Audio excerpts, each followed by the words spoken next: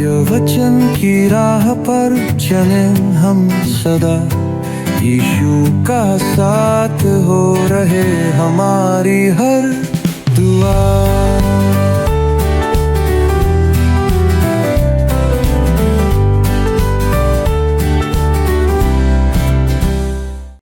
प्रिय दर्शकों, आज मैं पुनः आप सभी दर्शकों का क्रमबद्ध बाइबल अध्ययन कार्यक्रम सत्य वचन में हार्दिक स्वागत करती हूँ।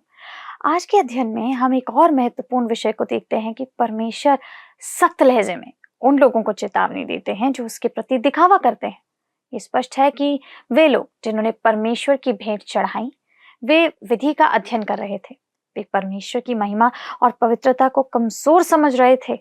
मित्रों, इस अध्ययन के माध्यम से हम जानेंगे भेंट चढ़ाने में अनुशासन और सत्यनिष्ठा क्यों जरूरी है, क्यों अनिवार्य है। दूसरी बात, क्या हम सच में उस परमेश्वर की महिमा को समझते और सम्मानित करते हैं जिसने हमें प्रेम से चुना। तो आइए हम परमेश्वर के दास के द्वारा विस्तार से समझते हैं। प्रिय दर्शकों, आप सभी पर हमारे परमेश्वर पिता का अनुग्रह और शांति बहुत आयत से बनी रहे। सत्यवचन बाइबल अध्ययन के इस प्रसारण में आप सभी का एक बार फिर से स्वागत है। मित्रों, जैसा कि आपको याद है, हम मलाकी नबी की पुस्तक का अध्ययन इन दिनों कर रहे हैं और आज हम पहले अध्याय के अंतिम पद पर अर्थात पद संख्या 14 पर मनन करने जा रहे हैं। दोस्तों, ये पद बहुत ही विशेष है, इसलिए आज पूरा समय इस पद पर हम देने जा रहे हैं। पिछले अध्ययन में हम देख रहे थे कि इस्राएली परमेश्वर के साथ चालाकी कर रहे थे। वे बलिदान के लिए अंधे, लंगड़े और रोगी पशुओं को ले आते थे और याजक भी प्रभावशाली लोगों के बलिदान को नजरअंदाज करके अर्पण के लिए स्वीकार कर लिया करते थे, जिस कारण परमेश्वर यहोवा कहता है कि तुम मेरी मेज को अशुद्ध करते और मेरा नाम अन्य जातियों में बदनाम करते हो। तो आइए दोस्तों, हम अपने अध्ययन को आगे बढ़ाते हैं और पढ़ते हैं मलाकी के पहले अध्याय का पद 14। वहां पर इस प्रकार लिखा है, जिस छली के झुंड में नर पशु हो परंतु वह मन्नत मानकर परमेश्वर को वर्जित पशु चढ़ाए, वह शापित है। मैं तो महाराजा हूं और मेरा नाम जाति जाति में भय योग्य है। सेनाओं के यहोवा का यही वचन है। मित्रों, सबसे पहले हम देखते हैं कि परमेश्वर यह कहता है, मैं तो महाराजा हूं और मेरा नाम जाति जाति में भय योग्य है। सेनाओं के यहोवा का यही वचन है। एक दिन संसार के लोगों के द्वारा परमेश्वर का नाम बड़े ही आदर के साथ लिया जाएगा जब वे उसे पहचान लेंगे, पर आज ऐसा नहीं है मित्रों। आज परमेश्वर को वह आदर, मान, सम्मान नहीं दिया जाता है जिसका वह हकदार है। परमेश्वर के नाम को बदनाम करने वाली चीजों में से एक है उसके नाम से की जाने वाली सेवकाई और इस संसार में उसका प्रतिनिधित्व करने वाले लोग यानी विश्वासी, पास्टर, प्रचारक। दोस्तों, मैं उनके उद्धार पर सवाल नहीं उठा रहा हूं, पर फिर भी मैं उनके जीवन को देखकर कुछ लोगों के उद्धार पर यकीनन सवाल उठा सकता हूं। क्या आपने कभी गौर किया है कि परमेश्वर ने कभी किसी सच्चे विश्वासी को पाखंडी या धोखेबाज नहीं कहा, लेकिन प्रभु यीशु मसीह ने अपने समय में, अपनी सेवकाई के समय में धार्मिक अगुओं को, फरीसियों के बारे में जब बात किया तो उन्हें बात करते हुए स्पष्ट रीति से कहा था। सच कहें तो उन्होंने उनके बारे में बहुत ही भयानक बात कही थी। प्रभु यीशु मसीह ने उन्हें चूना फिरी हुई कब्र कहा था। क्या आप इसकी कल्पना कर सकते हैं कि प्रभु यीशु मसीह उन्हें ऐसा कहता है? इन लोगों को ऐसा कहना बहुत ही भयानक बात है, लेकिन प्रभु यीशु ने उन्हें यही कहा था और उन्होंने उनकी तुलना एक ऐसे बर्तन से की थी जो बाहर से तो सुंदर दिखता था, बाहर से तो साफ दिखता था, लेकिन अंदर से गंदा और मैला होता था। वह हर तरफ से गंदगी से भरा हुआ होता था।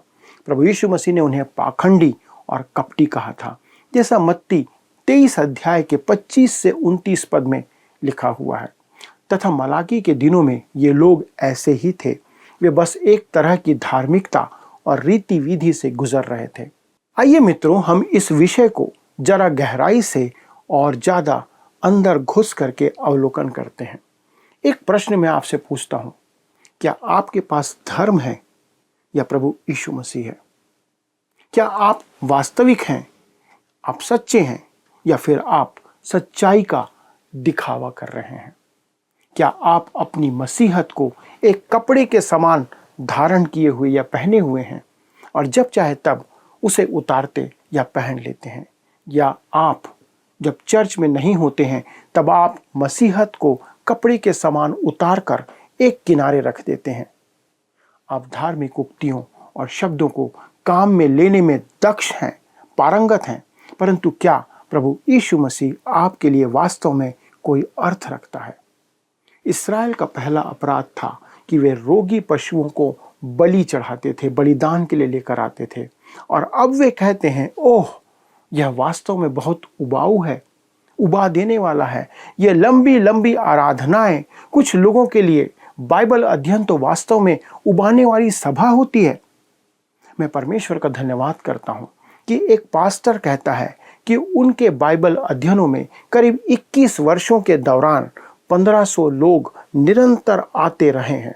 जब कोई उन्हें शाबाशी देता था तब वे उन्हें उन इमारतों की ओर या भवनों की ओर इशारा करके कहते थे कि उस भवन के सामने से हजारों लोग, लाखों लोग प्रतिदिन आते जाते हैं और बाइबल अध्ययन में केवल 1500 लोग ही आते हैं। इस बात को ध्यान में रखें दोस्तों कि उनकी आराधना की उपस्थिति शाबाशी के योग्य नहीं थी। वे स्वयं इस बात को कहते हैं। ये हजारों लोग जो सब मसीही जन थे, सब क्रिसमस और ईस्टर की आराधना में उपस्थित रहने वाले विश्वासी लोग थे, चर्च के सदस्य थे। वे रविवार को खेल देखने जाते थे परंतु आराधना में नहीं आते थे। आज धर्म तो बहुत है दोस्तों, पर सच्चा विश्वास दुर्लभ है। अधिकांश विश्वासी आराधना का खेल खेल रहे हैं। बचपन में हम दुकान दुकान खेलते थे, घर घर का खेल खेलते थे। हम डिब्बे में मिट्टी भरकर उसे बेचते थे और पड़ोस के बच्चे उसे खरीदने के लिए आते थे, या फिर हम छोटे छोटे घर बनाकर उस घर में रहते थे और घर घर का खेल खेला करते थे। इसी प्रकार दोस्तों, आज वयस्क लोग, बड़े लोग, परिपक्व लोग आराधना का खेल खेल रहे हैं, जिन्हें इसी बात में आनंद मिलता है। वे कलीसिया में केवल एक क्लब के समान आते हैं लोगों से मुलाकात करने के लिए, पर उनका उद्देश्य परमेश्वर से मिलना या उससे मुलाकात करना नहीं होता। उसकी आराधना करके उसके वचन को सुनना उनका उद्देश्य नहीं होता है। डॉक्टर मैगी कहते हैं कि उनकी सेवा के अभिषेक के समय जिस सेवक ने उन्हें सेवकाई में जाने के लिए प्रेरित किया था, प्रोत्साहित किया था, उन्होंने डॉक्टर मैगी को बताया कि परमेश्वर की सेवकाई में 3 महान पाप होते हैं जिनसे उन्हें सदा बचना होगा। और डॉक्टर मैगी कहते हैं कि यद्यपि उन्होंने भले ही उसे पूरा पूरा पालन ना किया हो, पर वे सदा उन 3 पापों को याद रखे रहते हैं, या उन्होंने याद रखा था। दोस्तों, सेवकाई का सबसे पहला पाप है आलस्य। जी हाँ, आपने सही सुना। आज हमारे पास वचन की व्याख्या करने वालों की कमी है, क्योंकि व्याख्या करने के लिए वचन के अध्ययन में परिश्रम करना पड़ता है, समय देना पड़ता है। एक पास्टर के लिए पूरे सप्ताह व्यस्त हो जाना एक आम बात है, या आपके लिए या कलीसिया के लोगों के लिए शर्म की बात है यदि आप अपने पास्टर को सप्ताह में इतना अधिक काम देते हैं कि वह चाहते हुए भी वचन का अध्ययन नहीं कर पाता है। यदि किसी कलीसिया का पास्टर वचन का अध्ययन करना चाहता है तो उसे अध्ययन के लिए समय मिलना चाहिए, और ये जिम्मेदारी कलीसिया का है, या कलीसिया का उत्तरदायित्व है कि वे उसे पर्याप्त समय दें। पर दूसरी तरफ यदि वह एक अच्छा प्रचारक बनना चाहता है तो उसके लिए उसे बाइबल अध्ययन में समय देना अति आवश्यक है।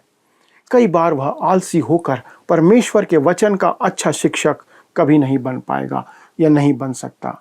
परमेश्वर के वचन को जानने और समझने के लिए परिश्रम के साथ हमें समय देना पड़ता है, जो कि एक आलसी सेवक कभी नहीं कर सकता। हमारे पास्टरों और प्रचारकों के लिए ये बहुत महत्वपूर्ण है कि हम परमेश्वर के वचन को पढ़ने, अध्ययन करने, समझने, प्रार्थना में अधिक से अधिक समय दें। एक बार डॉक्टर मैगी का एक शिष्य जो कि पूर्णकालिक पास्टर बना, वो सेवा करने के लिए किसी और शहर चला गया। करीब 3 साल सेवा करने के बाद वह एक दिन डॉक्टर मैगी से मिलने को वापस आया और उनसे कहने लगा, मैं सेवा और पास्टर का काम छोड़ने का विचार कर रहा हूँ। वे दोनों भोजन करते हुए बातें कर रहे थे। तब डॉक्टर मैगी ने उससे पूछा कि कारण तो बताओ कि क्या कारण है। तो उस जवान पास्टर ने कहा, मेरे पास अब और नए प्रचार के संदेश नहीं हैं। मुझे अब उन संदेशों को दोहराना पड़ रहा है और कलीसिया के लोग उसे सुन सुनकर ऊब गए हैं। वे समझ जाते हैं कि मैं पुराना संदेश फिर से सुना रहा हूँ। इस पर डॉक्टर मैगी ने उससे पूछा कि तुम एक संदेश को तैयार करने में कितना समय देते हो। जवान पास्टर ने कहा, मैं आपके सारे संदेश बोल चुका हूँ, सुना चुका हूँ। दूसरों के संदेश भी मैं सुना चुका हूँ। वैसे सामान्य तौर पर मुझे करीब 3 घंटे का समय लगता है एक संदेश को तैयार करने पर।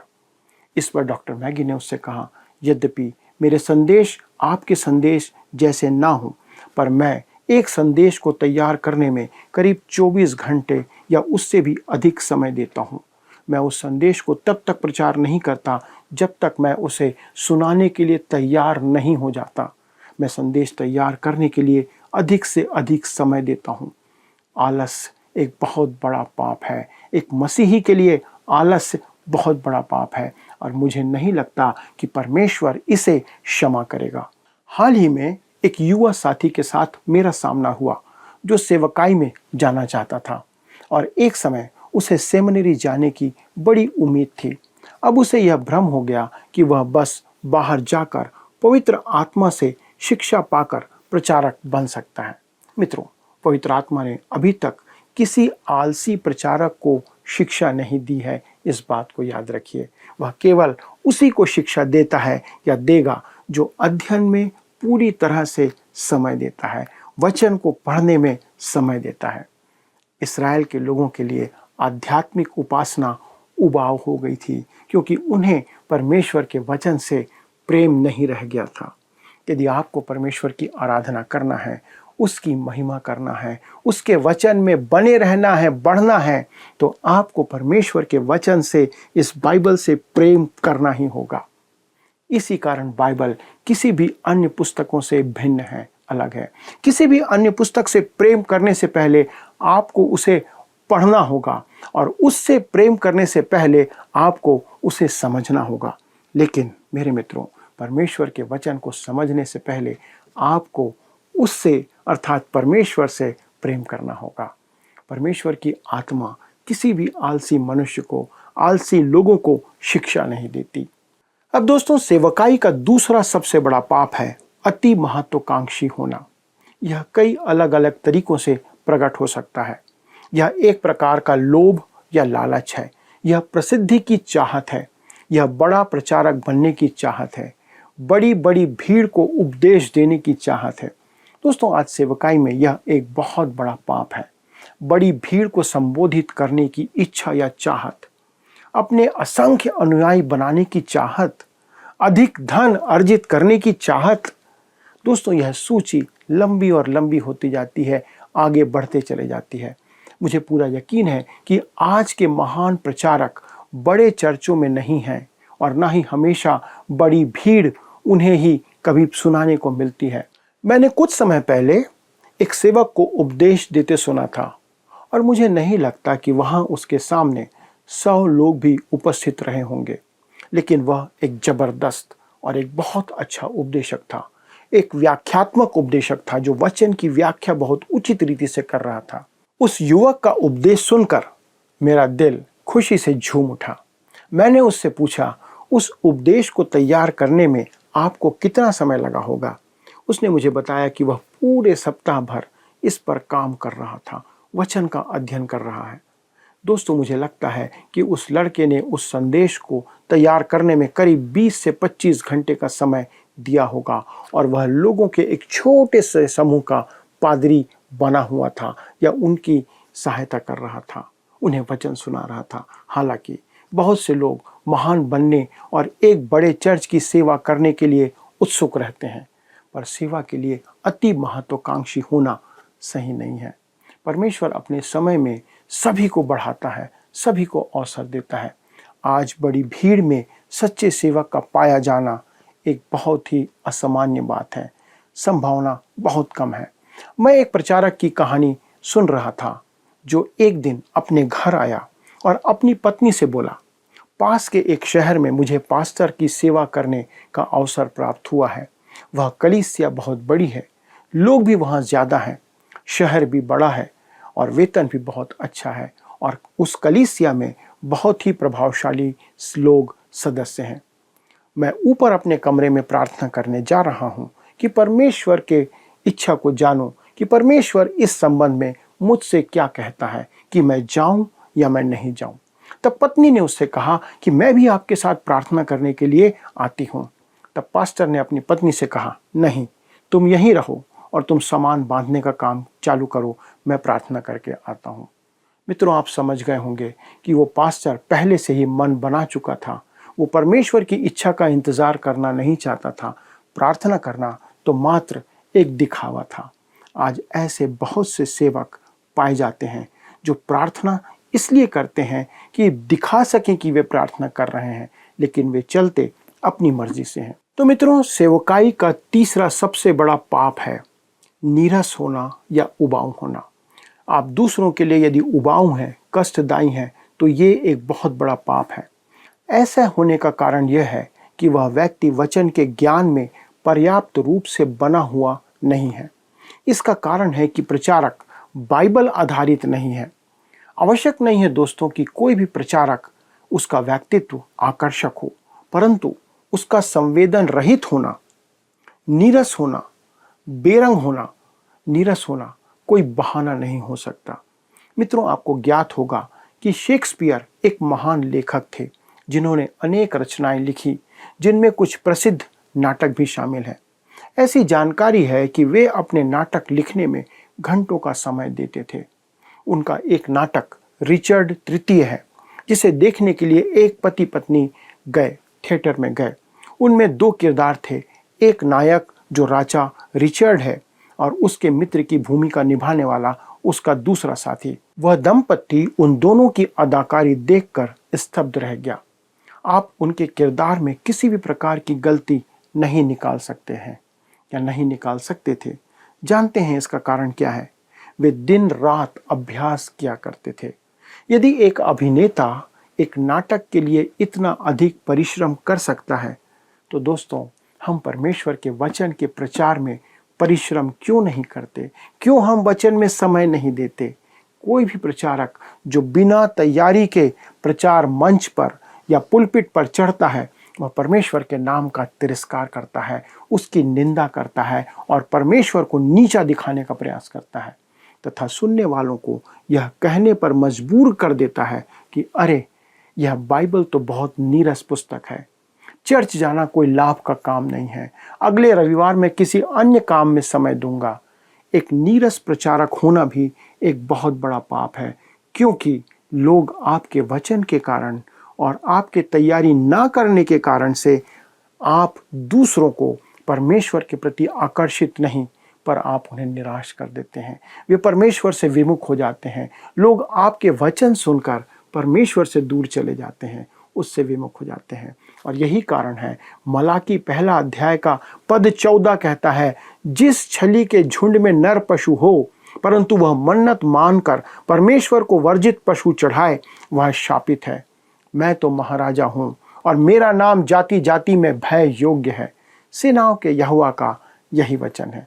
दोस्तों, यहाँ कुछ और कहा गया है जो कुछ प्रचारक करते हैं। परमेश्वर से वे मन्नत मानते हैं पर उसे पूरा नहीं करते हैं। हम जानते हैं कि लेवी व्यवस्था और नीति वचन की पुस्तक में यह कहा गया है। इन दोनों ही पुस्तकों में हमें यह निर्देश दिया गया है कि परमेश्वर नहीं चाहता कि हम उससे निरर्थक प्रतिज्ञाएं करें, पर यदि आप परमेश्वर से प्रतिज्ञा करते हैं तो उसे निभाएं, क्योंकि परमेश्वर चाहता है कि हम जो कहें उसे पूरा करें जैसा वह करता आया है। परमेश्वर यह नहीं कहता कि आप कोई मन्नत माने, परंतु यदि आप अपनी इच्छा से कोई मन्नत मानते हैं तो फिर उसे पूरा भी करें। उस समय इस्राएल में ऐसे लोग थे जो बड़ी बड़ी घोषणाएं कर रहे थे, करते थे। वे बड़ी बड़ी वाचा बांधकर मन्नत मानते थे। जैसे वो कहते थे, इस वर्ष अच्छी फसल आने वाली है और मैं दशमांश से भी बढ़कर परमेश्वर को स्वेच्छा की भेंट चढ़ाऊंगा। पर जब फसल आ जाती थी तो वे लालच में आकर पूरी फसल अपने पास रखकर परमेश्वर से की गई प्रतिज्ञा भूल जाते थे और परमेश्वर को बचा खुचा और पशुओं में रोगी पशु, लंगड़े लूले पशु दिया करते थे। दोस्तों, क्या ऐसा आज भी नहीं होता है? क्या लोग परमेश्वर के साथ ऐसा व्यवहार नहीं कर रहे हैं? मित्रों, परमेश्वर को यदि हम कुछ दें तो वह हमारा सर्वोत्तम होना चाहिए। जो हम दे रहे हैं वो बेस्ट होना चाहिए जो हम परमेश्वर को देते हैं। दोस्तों, परमेश्वर ने अपना सर्वोत्तम, अपना बेस्ट हमें दिया। उसने अपना पुत्र प्रभु यीशु मसीह हमें दिया और हमें भी अपना बेस्ट, अपना सर्वोत्तम उसे देना चाहिए। आज के अध्ययन पर दोस्तों, यदि आपके पास कोई प्रश्न है, यदि आप हमसे कुछ पूछना चाहते हैं तो आप हमारे परामर्शदाता से फ़ोन के द्वारा अवश्य रीति से संपर्क करें। यदि आज का अध्ययन आपको पसंद आया तो आप हमारे उस नंबर पर एक मिस कॉल देकर भी हमें बता सकते हैं कि आपको आज का कार्यक्रम या अध्ययन अच्छा लगा। केवल एक मिस कॉल हमें सूचित कर देगा कि आप हमारे साथ जुड़े हुए थे। आइए दोस्तों, प्रार्थना के साथ इस अध्ययन को समाप्त करें। स्वर्गीय पिता, हम धन्यवाद देते हैं इन सुंदर और अद्भुत वचनों के लिए जो हमारे हृदय की गहराई तक जाता है। प्रभु, जो वचन आपकी ओर से आता है उसकी सामर्थ्य इसी बात में है कि वो सीधे सीधे हमारे कानों से होकर हमारे हृदय तक उतर जाता है। कोई ऐसी बात नहीं है जो उसे रोक सके, क्योंकि परमेश्वर पिता मनुष्य का हृदय आपकी अपेक्षा करता है, सदा आपकी और आपके वचन की लालसा करता रहता है। पिता, हमारी प्रार्थना है कि ये वचन जो आज हमारे हृदय तक पहुंचा है, आपकी महिमा के लिए प्रभु हम उसके अनुरूप काम करें। हमारे जीवन में ऐसे बहुत से काम हैं, ऐसी बातें हैं जो प्रभु आपको पसंद नहीं है, लेकिन फिर भी प्रभु हमारी विनती है कि हमारी सहायता करें कि हम आपके सन्मुख विश्वास योग्य पाए जाएं। हमारी सहायता करें कि हम वो कार्य करें, वो बातें बोलें, ऐसा व्यवहार रखें जो आपको महिमा देता है। और पिता परमेश्वर, जब हम संसार के सामने परखे जाएं, जब हम आपके सन्मुख ठहराए जाएं, खड़े किए जाएं, तो पिता परमेश्वर हम दोषी नहीं पर विश्वास योग्य पाए जाएं, ऐसी विनती करते हैं। धन्यवाद देते हैं प्रभु आज के दिन हमारी सहायता करने के लिए, हमारे दर्शकों के लिए प्रभु, कि ये वचन उनके जीवन को एक ऊंचे स्थान पर, आत्मिक ऊंचाई पर लेकर गया। धन्यवाद देते हुए विनती प्रभु यीशु क्रिस्त के नाम से मांगते हैं, आमीन। प्रिय मित्रों, अगले प्रसारण में इस अध्ययन को आगे बढ़ाएंगे। तब तक परमेश्वर का अनुग्रह, उसकी उपस्थिति, उसकी दया आपके साथ, आपके पूरे परिवार के साथ बनी रहे। प्रभु आपको आशीष दे। आइए अब हम प्रश्नों को देखें। पिछले प्रश्न का उत्तर है ए, मसीह। निष्कलंक और निर्दोष मेमने का बलि चढ़ाना मसीह का चित्रण है। आज के अध्ययन पर आधारित प्रश्न है, इस्राएल का पहला अपराध क्या था? ए, लंबी लंबी आराधनाएं, बी, उबाने वाली सभा, सी, रोगी पशुओं की बलि, डी, आलस्य। मित्रों, इस प्रश्न का उत्तर हमें कल सुबह 6 बजे से पहले विकल्प ए, बी, सी या डी के साथ अपना नाम, पता, स्थान के साथ 9651433397 पर SMS या WhatsApp करें। प्रिय दर्शकों, आज के इस अध्ययन से हमने जाना कि परमेश्वर केवल दिखावटी मन्नत स्वीकार नहीं करता, बल्कि वो चाहता है कि सच्ची निष्ठा, समर्पण और सम्मान वाले कार्य किए जाए। हमारे जीवन में कम कीमत का विकल्प चुनना उस तरह है जहां हम दिखावे के लिए श्रेष्ठ वचन देते हैं, परंतु असल में मूल्य और वास्तविकता से समझौता करते हैं, अर्थात दूर रहते हैं। मित्रों, परमेश्वर का नाम और प्रतिष्ठा सार्वभौमिक है और हमारी विश्वास योग्य आराधना उसकी गरिमा को दर्शाती है। तो आइए हम भी प्रतिबद्ध हों और हमारी आराधना और सेवा हर रूप में विश्वास योग्य, ईमानदार और आध्यात्मिक रूप से शुद्ध होने का यत्न करें और जीवित बलिदान के जैसे हम स्वयं, हमारे निर्णय, हमारा समय और हमारा विश्वास सब कुछ परमेश्वर को समर्पित करें। तो क्या आज इसके लिए आप तैयार हैं? अवश्य विचार करिए, निर्णय लीजिए और हमें भी बताइए। इस अध्ययन को दोबारा सुनने के लिए आप हमारे YouTube channel word sounds Hindi में इसे पुनः सुन सकते हैं, देख सकते हैं। और अधिक जानकारी के लिए, प्रार्थना के लिए, परामर्श के लिए आप स्क्रीन पर आ रहे नंबर पर, जो कि है 9651433397 पर हमें संपर्क कीजिए। हमारे परामर्शदाता आपकी सहायता के लिए इंतजार कर रहे हैं। प्रभु आप सबको आशीषित करे। अगले प्रसारण में फिर से मुलाकात होगी। क्या आपको यह कार्यक्रम पसंद आया? अभी हमें एक मिस कॉल करें और आप अगले विजेता हो सकते हैं।